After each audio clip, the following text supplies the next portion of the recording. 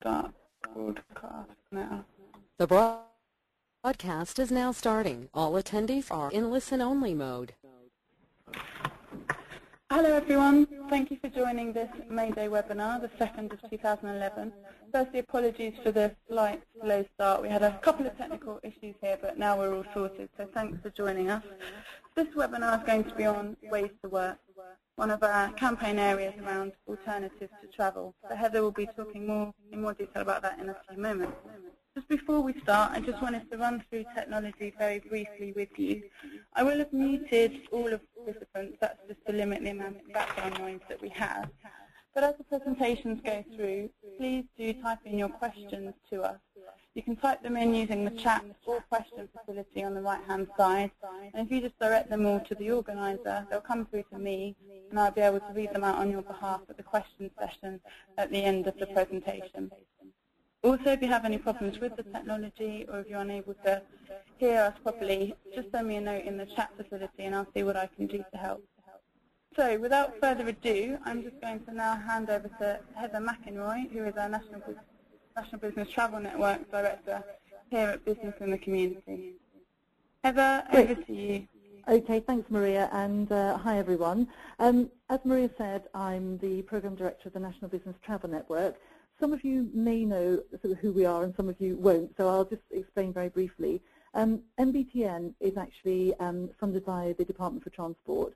We've been hosted by Business in the Community for the past 18 months, and just today we're signing a contract to have more DFT funding for the next year, which is really fantastic, and I think it's showing that the DFT is actually very keen that businesses engage in this whole issue. So what I'm going to do today really is to talk a little bit about the NBTN program that the DFT funds, and it's all about businesses and their work in reducing work-related travel. This presentation, which I'll go through sort of quite rapidly, is all about sort of the business case and why businesses should be interested in doing this. It's something that actually not an awful lot of businesses are actively doing at the moment. And I'd probably say it's one of the least understood areas of corporate responsibility. But Heather, it is increasing. Yes? Sorry to interrupt you. I think you just need to click OK on your screen so that we can all see your slides. Okay, show my screen. Okay, I haven't moved on yet at all, so I'm still on my first slide anyway, Maria, don't worry. Okay, carry on. Thanks. Yes, I was just going to say it's an area that not many businesses are working on yet, but those that are doing it are actually doing it very well, and there are really lots of positive business reasons for doing it. What I'm going to do first is just a little bit of scene setting and really why the DFT is so keen on this issue and engaging businesses in it. Their first driver, I'm not saying that this is the driver for businesses, but the Department for Transport's main driver is to do with CO2 emissions and the Climate Change Act and our need to really cut our emissions over the next sort of 30 years or so in the UK. You'll see there that if you add together the two elements of transport, so the land, sea and air elements there, that transport is actually 29% of CO2 emissions in the UK, and it's second only to energy at 35%. And I think not a lot of people actually do know that sort of fact, and it's something that DFT is very keen for people to understand. They're also very keen that people understand that it's the only sector where it's predicted that the emissions in 2020 will actually be higher than the baseline of 1990, and all the other sectors will be under that. So I don't think we can say at the moment emissions are continuing to grow in transport, because obviously with the current financial state everywhere, then transport is sort of down like everybody else. But the trend is very much up in transport, and there's no indication that it is actually going to come down on a more permanent basis. So DFT really wants to engage as many people as possible in this issue. So that's a very high-level UK picture. Just drilling down a little bit, so taking that sort of 29% that we've just looked at, you can see the percentage that is down to cars there. So it's 41.4% of cars, and then you can see the other percentages there, air, sea, and then public transport. Quite a small percentage there. So the area that we're very much focused on in NBTN is on that 41.4%, and getting more people out of their cars so we can bring that figure down. Just drilling down a little bit more, This next slide is how we use our household cars and the CO2 emissions in relation to household car journeys. And if we're looking at the element of work-related travel, which is what our programme aims to influence, then 25% of the emissions from our household cars is down to us travelling to and from work, and another 13% on business. So that 38% is the target area that DFT is really looking at with our programme that they're funding. And again, a lot of you who are on this webinar may know these facts and figures, so I'm sorry if you do, but for those that don't, some of the things that DFT are trying to look at is these very short journeys where people could do, that they could walk or they could cycle or they could certainly take the bus or whatever, but 24% of car journeys are less than 2 miles and 57% are less than 5 miles. Now, I just want to emphasise, we in DFT are not opposed to people driving. Cars are absolutely essential to how we work, but some of those short journeys could be done differently. They're also, I think, very concerned about, everybody sort of working very much in the same way now as they did perhaps, 10, 20, 30 years ago, travelling in at peak, travelling out at peak. So that's not making very good use of the transport network. So, we're looking at flexibility, we're looking at cutting sort of car miles, and people who are London-based might not understand some of these figures, but across the UK, about 70% of us actually drive to work, and that's mainly one person, one car. Then 12% public transport, 11% walk, 3% generally cycle across the UK. So people are predominantly using their cars in relation to their work. Some other figures that DFT are concerned about, the cost of congestion. This is a figure that changes depending who's talking about it. The one I tend to use is from the British Chambers of Commerce, and they're saying about £23 billion per annum is the cost of congestion, and that's all down to sort of lost business, waste time, etc. And their survey, they did a survey to businesses which indicated that 4 out of 5 businesses said that congestion was a problem to them. Other things that a lot of businesses don't think about is the cost of car parking. I think a lot of businesses just think the car parking is next to the office, therefore it's just there and it doesn't cost. But in terms of maintenance alone, those first figures are maintenance. A surface level space costs between £400 and £1,000 each year just to maintain it. And if you want to build car parking spaces, they cost a minimum of sort of £2,000 for a surface space, up to actually, when I worked at Heathrow before I did this job, and a car parking space in the centre of Heathrow when we were building a new multi-deck car park about 5 years ago was £35,000 per space. So they are very costly things, and businesses don't often think about them. Other areas that we're looking at, sort of cost to people, society, and we've sort of just done business there as well, but the health issue, in our campaign we've very much linked up with BIDC's Work Well campaign that hopefully quite a few of you will know about, but you're just looking at some of those issues there, how much time is wasted due to, how many working days are wasted due to ill health, this whole issue of obesity, inactivity. People are travelling in their cars and they're sitting, they're not active. Even if they're travelling by public transport, it's much better. At least you're running up and down escalators or walking to and from bus stops, but or cycling. But if you're sitting in your car, you're not doing very much.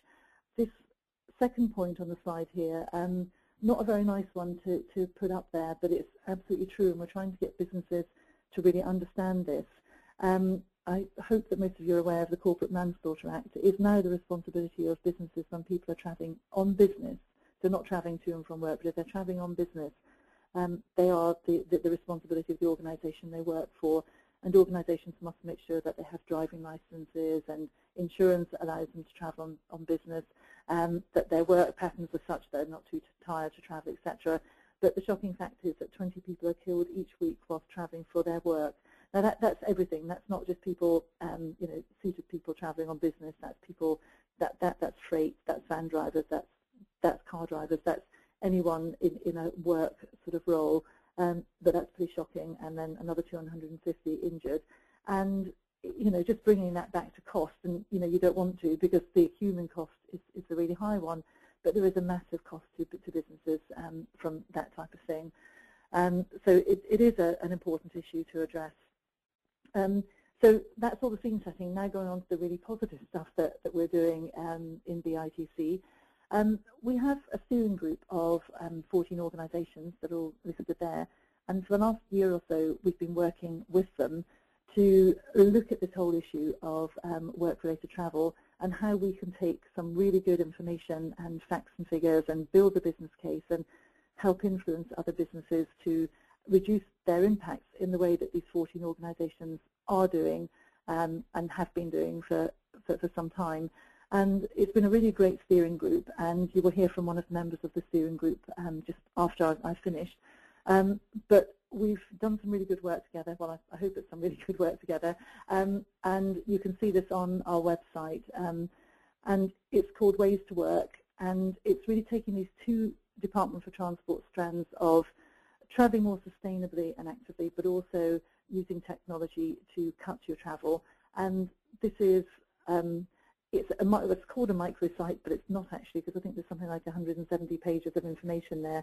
But this is the work that we did with the steering group, really looking at all of these issues. And there's a very easy way in, through better ways to work, better ways to travel, and then the 4 icons down the side.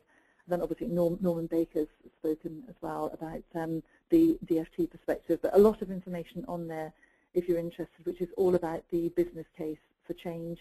And in fact, it's more about the business case it's more than just about the business case. It's about helping you, if you're interested, to implement some of these programs in your workplace. So hopefully there's lots of good information that you can use there. And as I say, this is really, we're looking at those two strands, so the active travel side, so cycling, encouraging people onto public transport rather than car, onto buses, car sharing, low emissions vehicles as well, so all of that side of things. But if I can just emphasise, we're really not anti-car. There are times when it's absolutely the right thing to do, so that's fine as well, but it's just to think about the alternatives. And then the alternatives to travel. So here we're talking about flexible working, people working at home, people working in other offices, people using telepresence, audio conferencing, all that sort of thing. So lots of information on the website about those. And as I'm sure you all know, there are so many benefits to this, and it is those real sort of triple bottom line benefits. So reduced emissions. You'll also know that business travel is included in Scope 3 at the moment, but the commuting aspect isn't. So there are organisations who are saying, why do we need to do anything on that side if we don't have to? But responsible organisations are doing it more and more. There's the whole people aspect. We really want people to be healthier, less stressed, and that really links into our Work Well programme. But the real business benefit is all of those things that we've put there. There is just so much money to be saved if this is done properly. What I don't want to do here is underestimate the real sort of cultural issues, though, and the behavioural change. These are behavioural change programmes, and they're not always easy, but lots of people have been working on them already, and we're sort of here to help if you need that. I think this is virtually my last slide. David Cameron actually came to Business in the Community's AGM back in December, and he brought this sort of pledge card with him, and it's not something that he's forcing businesses to do, it's just something I guess he's asking businesses to do. And I don't know if you can see very clearly on your screens there, but under the Every Business Commits side of things, on the first point, he's asking businesses to encourage greener travel, such as car sharing and bike to work schemes. And then further down, under improving quality of life and well-being, he's talking about the whole flexible working and family-friendly workplaces. So our programme is very much into what government would like us and businesses to be doing. So I think that's all I needed to say, and there's sort of contact details for us there and everything, but we'd love to hear from you if you'd like to know more about the programme. I will, in a moment, introduce Catherine Warwick-Wilson from GlaxoSmithKline, who, as I mentioned, GlaxoSmithKline is on our steering group, our Ways to Work steering group. But I'm just going to run through a few of her slides first, and I'll explain why. GlaxoSmithKline very generously, just yesterday, hosted a Seeing is Believing event on behalf of business in the community. And if quite a few of you are BITC members, I hope you know about this program. It was set up by Prince Charles quite a number of years in the past, well, from the slide there, I guess, quite a long time ago, about 20 years ago or so. And it's a sort of a national program that we've been running, and it's really about engaging business leaders in our change programs. And the reason for engaging business leaders is so that they can then help the people on the front line that are trying to bring about these changes in business. So if you engage with a business leader, you're more likely to get help, if you're trying to bring about change. And it's meant to be about inspiring and engaging people. And it's normally the sort of normal SIBs that we would have, so we call them SIBs, is perhaps people who are homeless, so taking business leaders out to meet homeless people to talk about their issues, why they find themselves in those situations, what could businesses do to help get them back into the workplace, or perhaps going into prisons and helping to rehabilitate people so that when they come out they can get back into the workplace, and lots of good reasons for doing that. But we wanted to do one around this whole issue of sustainable travel and alternatives to travel. But we did, and we've been thinking about it over the past year, and we've been struggling to think, how do we get the emotional side of things? One can argue it's quite easy on the homeless and prison side because they're real sort of people with real problems, and it makes sense. But this issue is something a lot of people don't understand, so how do you help people to understand it?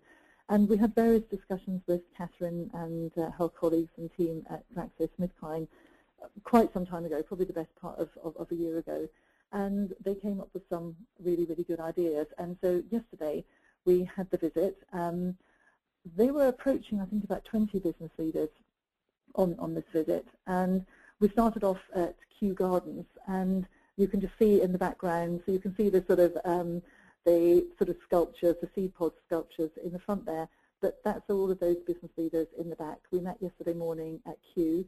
The chap at the bottom there is the Chief Executive of Kew, who spoke very well about what Kew is, its purpose, its role in the world and the planet, and it really is the most amazing place. And the purpose of taking the business leaders there, well, firstly, it's an amazing place to be, and secondly, it's very close to Heathrow and underneath the flight path. So it was quite a nice contrast of having one of the most amazing horticultural places on the planet with huge aircraft flying overhead. But they also took us through sort of biodiversity and the damage that we're doing to the planet. So that was the sort of emotional side of things. They didn't want to scare us at all, but we are just losing so many species of plants and animals each day. But these are some lovely slides. That lizard that was actually there, that just joined us yesterday for part of the meeting, which was great. It's a Chinese water lizard or something, I think, but he was lovely. The guy in the middle is Carlos, and he's with some jade ivy, which is a fascinating plant. But he's also one of the world's experts in almost bringing virtually extinct plants back to life. And they took us through a very moving story of a type of coffee plant where there was actually one species left on the whole planet, and this guy has worked for several years, and he's got it back, very fortunately, and he's now procreating it, and they're getting it back into the wild and everything. And but the burning the book of life phrase that I just put at the top there, it was Michael, who was on the previous slide, that just said that we are burning the book of life as we were reading it. We have got to start doing things differently. But it's not too late. But the damage from energy, transport, etc., is causing massive problems on our planet. So we did have a tour of Kew and the glass houses. So that was really fantastic. And I think what that brought home to me was, as much as we sell the business case to our business leaders, these guys and ladies who were there yesterday, they really were quite humbled by some of the stuff that was spoken at Kew. So I think using that, it is the right thing to do. It's not all about money.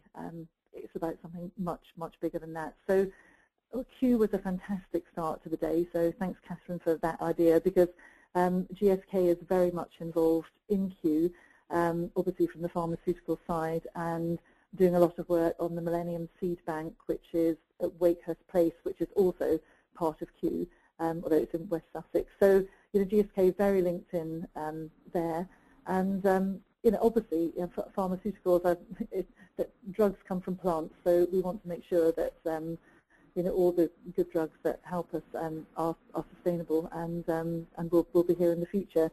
So Kew was an excellent start. Then we moved from Kew, and we were then going to Heathrow. But we actually took the opportunity of those transfers to use electric vehicles.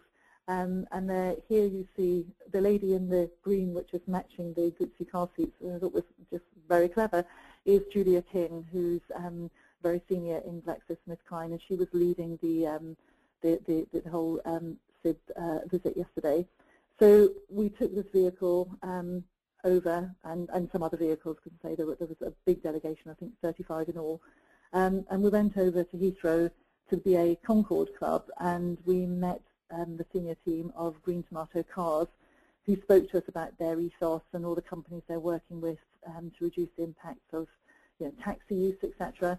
And then they also took us to look at some biodiesel production, which was quite entertaining, and we actually involved the business leaders in that. So you can see some slides, some photographs. The top right-hand photograph is it was a real piece of equipment, but it was mocked up for the day because obviously it's quite a long process. I think it takes like 12 hours to convert. Actually, sorry, I didn't explain. This is cooking oil from the BA Club is used to fuel these vehicles, which are used to transport business people to and from airports and around London, etc. And so they actually did a bit of a Blue Peter setup where they had this going, but they actually got it to the stage where we were then, ready to actually put it into this brand new Citroen C6 that had only arrived, I think, a couple of days ago. So there's one of the business leaders there putting the fuel that we'd technically just made into the car. And then our next stage was to go off to GlaxoSmithKline, where we met up with Catherine, and you'll be very glad to hear, you won't have to hear from me too much more, because Catherine's going to take over at this point and explain, really what's happening at Glaxo. And just if I can say, Catherine, thank you very much for a fantastic day yesterday, and I'll hand over to you now. Thanks very much, Heather.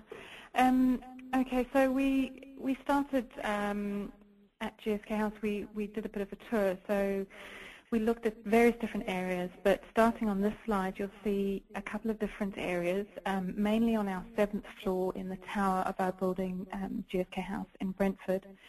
And on the right top corner, you can see an area which is fairly old style with dividing units, and people had dedicated desks and pedestals and that kind of thing. And then the other photos all show a newly designed area which imitates the designs that we're moving to and the way that we're working in many different parts of this building and other buildings globally. And the Do More, Feel Better, Live Longer logo that you can see there on one of the dividing panels is GSK's ethos and kind of what we live by. And this is what supports most of our programs. So we've got a very kind of well-supported structure of a good kind of balanced culture in terms of working life. As one of our HR director said, Martin Swain, who was on the visit as well yesterday, that we're not right there. We're not kind of at that point of perfection in terms of a balanced working culture, but we're getting there, and some of these workspaces support that. So the other two pictures that you can see at the bottom show the lockers that people get given, so that in order to hot desk, they have these lockers that they can put their personal things into every day, so they're stationary. If they want to leave their laptops there, they're lockable, so that each day you leave a hot desk and the space is kind of ready to be used by potentially a new group of people the next day. But you have kind of departmental spaces, and people can pretty much sit where they want to when they arrive at work, and they can choose not to be in this office. They can either be working at home or they can be working in another location with other teams. So if we go on to the next slide. Now that's alongside our sustainable activities in terms of transport. We've got pretty good facilities at the GSK House site.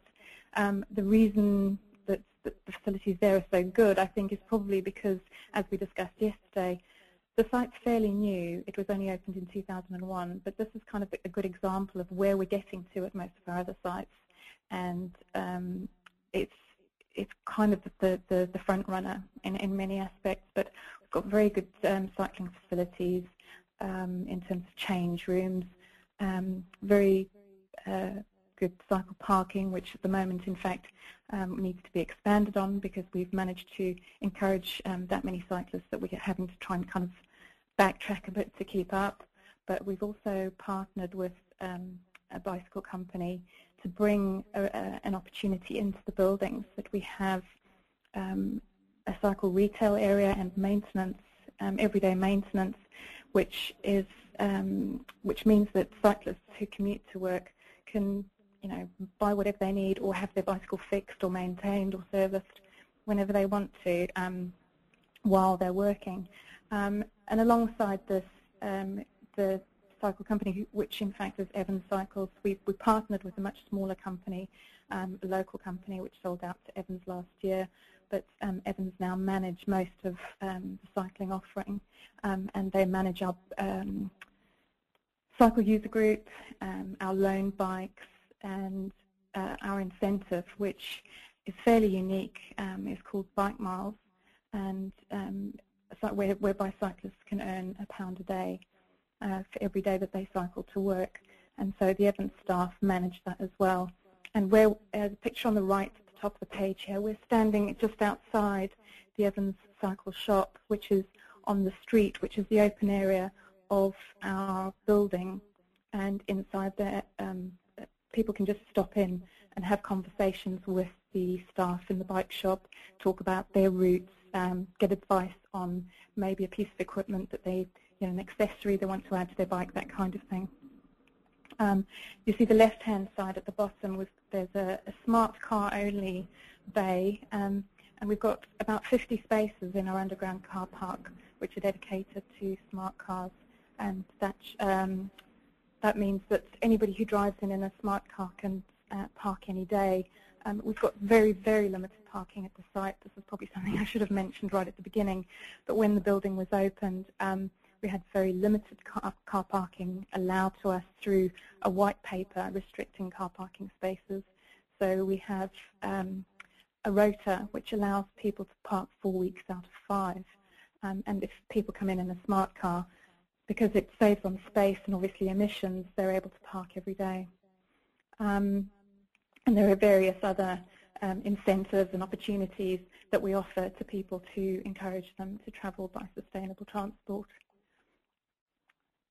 So if we go to the next slide. So I'm trying, Catherine, but it's not moving for some reason. I think the next one, I'll move on. I think the next one was around everything else in the building and within GSK, which kind of supports what we do, and that is around... there we go. Thanks. What you don't see here that I was going to mention is on the street there's a shop which offers a personal postal service, dry cleaning, shoe repair, that kind of thing, which encourages the opportunity to cycle or walk or take public transport to work, because then you don't have to go off-site to look for those services. In addition, we've got a hairdresser, ATMs, and a florist. So, and there are several different catering opportunities. So for lunch, there's also no need really to go somewhere else to find lunch. And in addition to that, you can see there on the left, there's a fitness centre on the site, and that as well offers the opportunity for staff to take exercise without actually having to leave the building. The other pictures show 2 other projects that we have on the go. On the right at the top, you'll see Brandon standing in the centre of the picture there without a coat on, was telling us all about the canal cooling project. He's on our engineering team, and the engineering team installed this system last year. It took quite a number of months to get into place, but it's a system whereby water from the canal is brought into the building and cools our data center. And it's very, very complicated and very complex, and I can't give you the full details of that, but essentially it saves a huge amount of carbon every year, and has actually won them an environmental award with PISM. The picture at the bottom shows unfortunately I also don't have too much detail on this, but it shows an inhaler pump recycling program which has been set up, and whereby co-ops are actually taking in inhalers and recycling them, so obviously thereby saving on a lot of different materials and therefore carbon as well. And so this holistic approach really kind of offers a really one-stop shop for commuters, and all the different aspects of GSK's attitude, I guess, to do more, feel better, live longer, is very supportive in terms of that. So one aspect that I haven't touched on, because I don't think we've got a photo here, is the health and well-being aspect.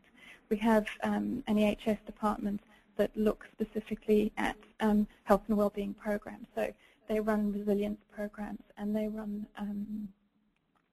smoking cessation, so real kind of core health programs which assist people to live more healthily and encourage active travel. What was the other thing that I was going to mention? Energy for Performance is also a program which is very, very important that they offer. I don't have too much else to kind of say on that, but I think after we did the tour, we had a lovely discussion, which I'll ask Heather to also come back in on, talking about people's kind of views on the day, and it was very, very useful actually to see people's views about sustainable travel. But I think their view in the main was that they were very, very keen to try and figure out how they could support people not to travel, as well as obviously the sustainable travel options. Yeah, I agree, Catherine. It was a really useful discussion, and the whole time it just came back to culture, behaviour, organisational behaviour, values, ethos. It was all that sort of thing, and I got the impression, as you were talking earlier, that that the alternatives to travel, the whole sort of work styles, the flexible working, the remote working, the telepresence, all those types of things, the leaders we had yesterday seemed much more comfortable that they could work with that. But the whole sustainable travel thing seemed a bit more of a challenge, and there was lots of comments about, there's some people actually saying, well, we're actually going back to car use because the trains are so expensive, and all of those types of things. It was really unfortunate that the Minister, Norman Baker, couldn't be with us yesterday, because it would have been great to have had his take on all of that sort of thing. But it was a really useful roundtable discussion we had for about 3/4 of an hour, where people just shared their views on the Seniors Believing visit and their experiences. But I would say virtually everybody said that they are going to go away and do something differently. And part of the whole Seniors Believing sort of campaign is that people have to do a report back after they've been on one of these trips, and come back to us on their views of the day and what, if anything, they're going to be doing differently. So I'm really looking forward to seeing those. But already, Catherine, quite a few people have said they'd love to talk to you more and go back and find out more, because I don't think they'd ever seen anything sort of quite like what GSK is doing. So thank you again so much for hosting yesterday. It was really fantastic, and thanks for being on the steering group and all the ways to work that you've been doing as well. So you've been hugely supportive. Thank Maria, you very much, both Heather and Catherine. I think we had a couple of behind-the-scenes technical problems here, but I think Bill is from O2 is with us now, and we'll be able to go through his presentation for us, if that's all right, Bill. So what I'm just doing now is change over, so we should be able to see your slides that you have up on your screen, Bill. Okay. Can everybody hear me? Yep. Okay. Okay, you should have had a pop-up box on your screen, Bill, saying, yes, yeah. Perfect. Off you go. Let's hit that. Okay. Hi, everybody. I'm just going to quickly talk about the drivers behind our sustainability approach, how we're engaging our people, and then looking specifically at the project we've done around our space, which is our new office. I'll cover the kind of key findings of the research around tomorrow's workspace, which links to the green travel themes you've already heard about, how we've used technology, impact of our new smart building on our carbon emissions, the impact of business travel and commuting that often you don't necessarily have the crunchy stats on, how flexible working is contributing to our carbon savings, and then the kind of more broader benefits of the new workspace. Just a quick one on O2's overall sustainability framework. We have this thing called the O2 Temple. We sometimes call it our Temple of Virtue. The root of the temple is sustainability and our belief in it as a better way of doing business. And we have 3 customer pillars, which are greener devices, offering services that help our customers live more sustainable lives. And then thirdly, joining with our customers and making a sort of bigger impact in the community. The foundations of our temple are firstly our people, so enabling them to live more sustainable lives. And then finally, the kind of key part of our foundations are house in order, so running our business in the most efficient way possible and reducing its carbon impact. And the actual linkage in terms of the presentation today is the fact that actually creating tomorrow's workspace actually enables our people to live more sustainable lives, but actually also has created an opportunity for us to talk to our business customers about how they can use communications technology to create their own workspaces of the future. In terms of just our broad journey, Forum for the Future are a big part of our kind of broader sustainability journey. They've got a leadership model, and our goal is to be a leader by the end of this year. So again, the presentation fits into that broader context of really trying to push the needle in terms of our sustainability performance. As you'll see from the next slide, the way we've really mobilized that for our people is think big, which is, I suppose, our equivalent of Plan A, but we have a little catchphrase for it, which is get involved, start small, and think big. And I think often with issues like green travel, flexible working, whether it's a line manager or an ordinary employee, people often don't necessarily connect with the bigger issues and see how they can actually make an impact. So it's all about emphasizing that even if it's a small step, it can make a big impact along with a lot of other people from O2. The next slide shows our 6 key goals that we've set internally within the business. The main one, obviously, I'm focusing on today is the 4th goal, which is we aim to reduce the impact of our travel by 30%. But actually, one way we've really tried to drive that this year is we've actually cut our travel budget by 25%. So the view is, as you'll see later, we've got all the technology in place to work flexibly, and so therefore we are also driving that behaviour through the travel budget. And sorry, I'm just waiting to go to the next slide. For some reason it's not moving.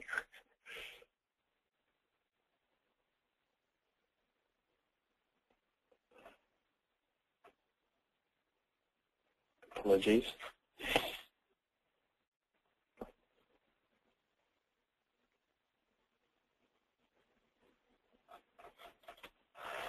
While the computer's waiting to catch up, I'll rattle on. That's the overall kind of sustainability approach that we've had at O2. I think then what I'm just going to talk about is tomorrow's workspace, which is how we created this new office. We basically in Slough we had about 3 different offices, and what we've created is one central office site. But additionally is creating a smart building. We've also used our communications technology to change the way we're working, and then we've also looked at the whole culture of the way we work to encourage more flexible working. In terms of the research that we carried out, we actually worked with ERM, who are a well-known environmental consultancy, and what we got them to do was actually assess the impact of our offices, our 3 offices before the move, and then the impact of our office, of our one new office. And the idea was obviously to have a very clear benchmark, not just in terms of carbon impact, energy use, but we also had a lot of detailed information about how our staff were travelling to work, what they said about the quality of our work experience, etc. So the combination of that data has given us quite a powerful opportunity to look at how our new way of working is having a positive impact on our performance.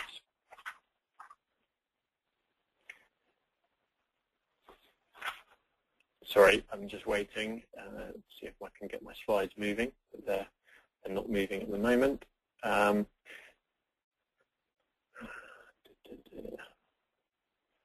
Right.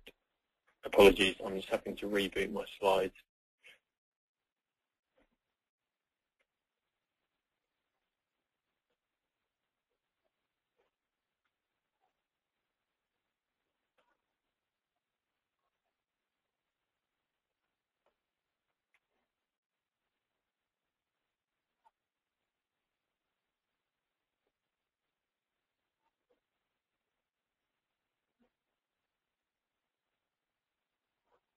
Right. Hopefully everybody can see those slides again. Apologies for that technical hitch. As I was saying, we carried out this detailed research with environmental resources management that looked at a range of the impact of our business pre and post the move.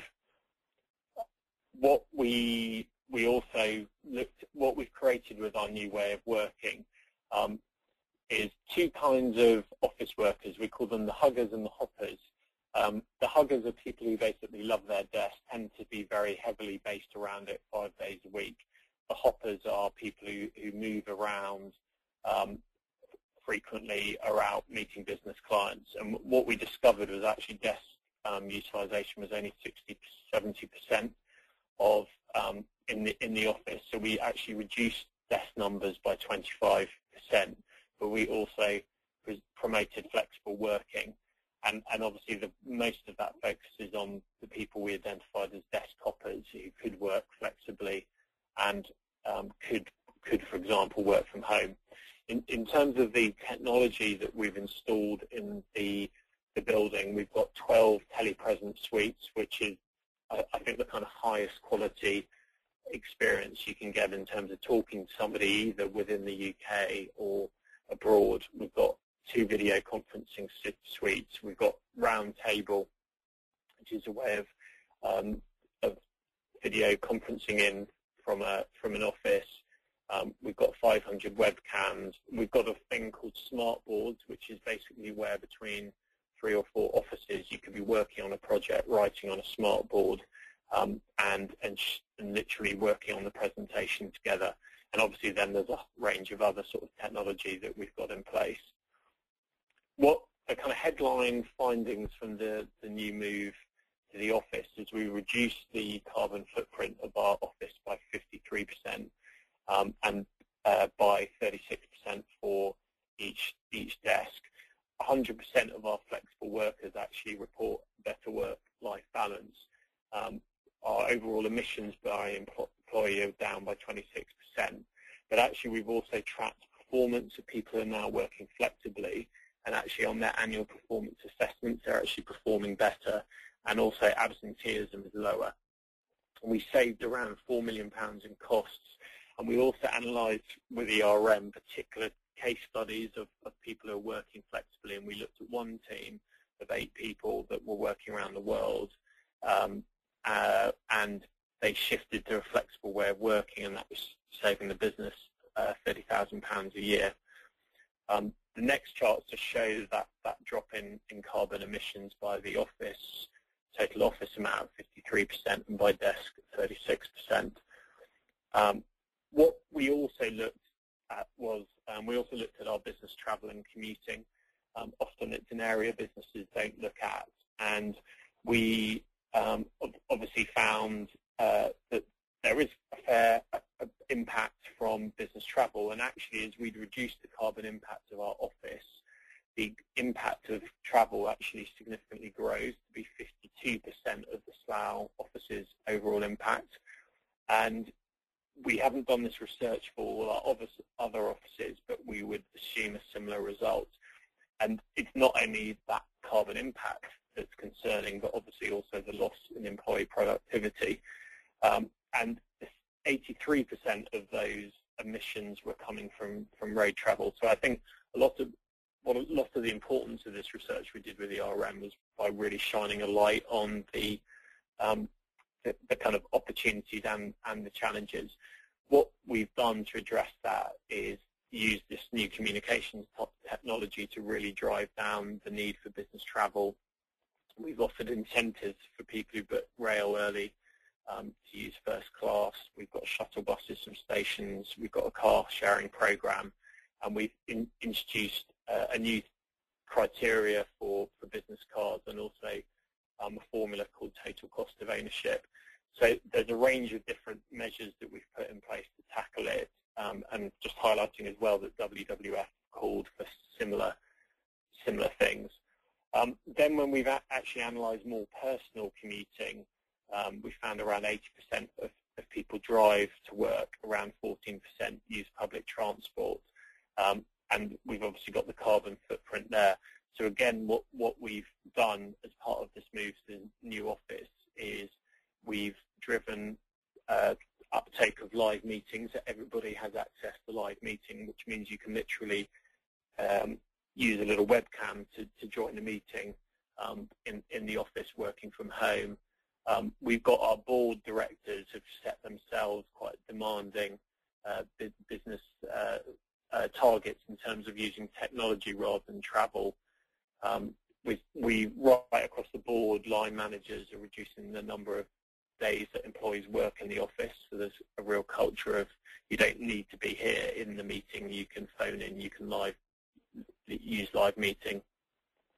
We've got carbon capping of the car fleet, and then we've also introduced electric vehicle charging points at the office as well. So I think we've got around 10 charging points. So that is the kind of overall picture. Sorry, I'm having again a problem with the slides at the moment. Let me just.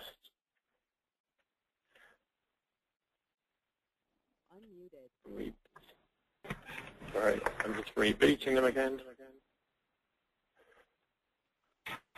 Thanks, Will. We will actually have to cut to some Q&As in a second anyway, if you've more or less wrapping up.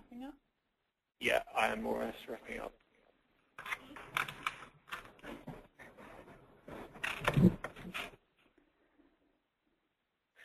The final thing we found from the research report was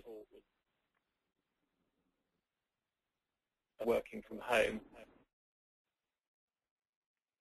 We looked at the benefits of working from home, and again, we found big carbon savings from actually working from home. So that's the overall top-line findings from the research, that actually introducing a new way of working gives greater work flexibility, reduces travel and related emissions, creates a better work-life balance, employees are more productive and committed to O2, and absenteeism also reduces. So overall, a great benefit for the business and a much smarter way of working. Great. Thank you very much, Bill, and to Catherine and Heather as well. I realise we've slightly overrun on speakers. We've got about 5 minutes for questions now. But there's been quite a few questions coming in, actually. I've been talking about sort of car sharing and whether either O2 or you at GSK, Catherine, do any sort of incentive type schemes to promote car sharing. So I don't know, Catherine, if I perhaps direct that question to you first? Yes, of course. We are actually in a little bit of a difficult situation with car sharing at the moment, because we're trying at the moment to introduce a new lift sharing software, but we're having some internal bureaucracy issues. But that aside, we do offer, in the whole kind of balance of 4 out of 5 week parking, car sharers, if they register and on the database as car sharers, we make sure that they are put in separate groups. So we have 5 different groups, and if they're in separate groups and they arrive together, then they will essentially be able to park on site all the time. So that's the first benefit. The second is dedicated bays, which I have to admit are only coming in kind of in the next couple of months, but it's something, again, that we've had to kind of wait for bad weather. So that's kind of been on promise for a little while, but a little delayed.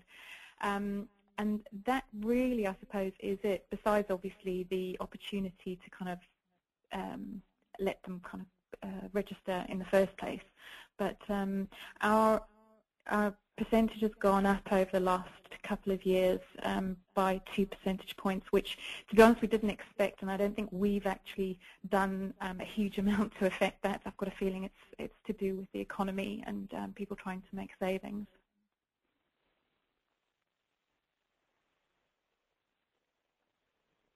Thanks, Catherine. And what's the situation at O2 Bill around car sharing?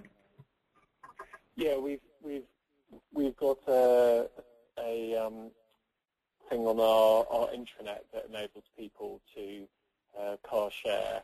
I think what we'd say generally is the barrier we found to it is more kind of cultural, that people need to adapt to doing it. And one of the things that we've created is Think Big pledges at the beginning of this year, where people actually make commitments to a more sustainable life, and they can make various commitments, including car sharing. And what we're finding is that is helping, because people then have to put a deadline on that, and we can also kind of give them a bit of a light-hearted prod. So it's as much as cultural as having the the right systems in place to support it. Yeah, if I can just follow up on what you're saying about the cultural aspect, we found that most of our car sharers start off car sharing just because they've had a conversation with a colleague or someone they know, rather than actually having found a partner through the database. Thank you. I think just time for 2 more questions. The next one is sort of related. One of the participants is saying that they've got about 350 sites spread out all around the country, and wondered if it's sort of a similar situation for both O2 and GSK, and whether there's been any sort of coordinated approaches to sort of dealing with sustainable travel, perhaps between those sites. Bill, I don't know if you want to take that one first. Well, I think in terms of coordinating it between sites, actually one of our major things has been we're trying to use the technology to reduce the amount of travel people have to do between sites. So that's been our major goal, actually, and that, I think, has partly been driven by setting this target, so reducing the amount of budget that's actually available, because we find when we analysed it that people are spending quite a lot of money shuttling between different sites. What about you, Catherine? If you sort of done anything similar been done at GSK?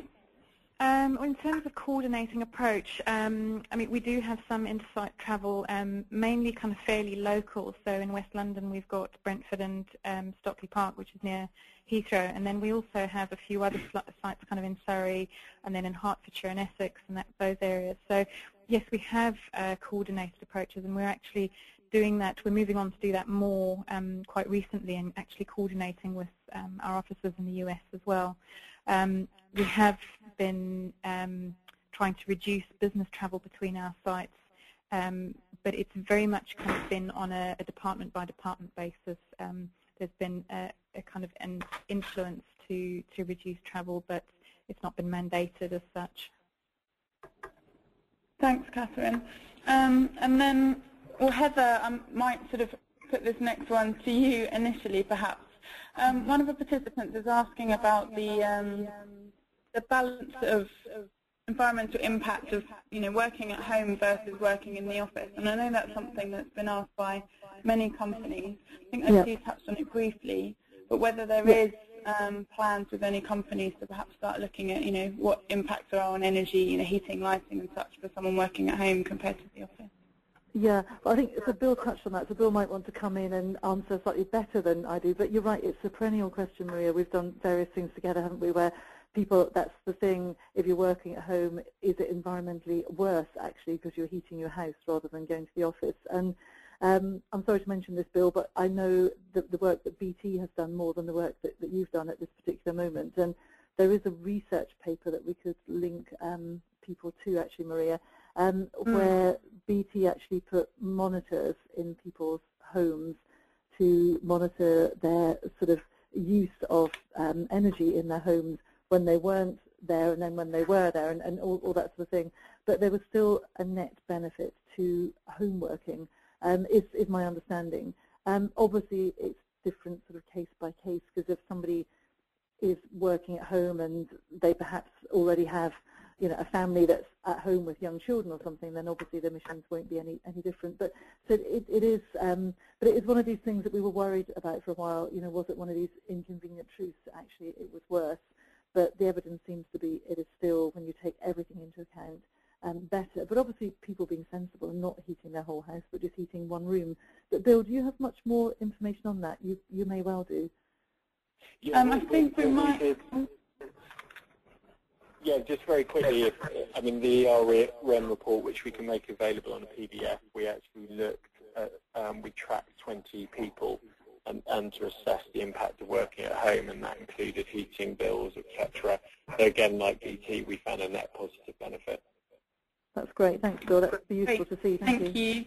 I think we all have to pull the webinar to a close now. A couple of questions that we have not had time to answer. I'll ensure that those get answered by our panelists, and I'll send those through. Also, if you have any additional questions that you sort of think of after this webinar, if you send them to mayday@bitc.org.uk, I'll ensure they get answered and sent out as well. And after this webinar, we will send those two reports that we've just mentioned, and anything else that we think will be sort of appropriate for you all as a result of the webinar. And we've recorded it as well, so if you have any colleagues that you think might be interested in seeing the video of this, we'll send that round in a sort of follow-up note as well. So thanks again to Catherine, to Heather and to Bill. Thanks to you all.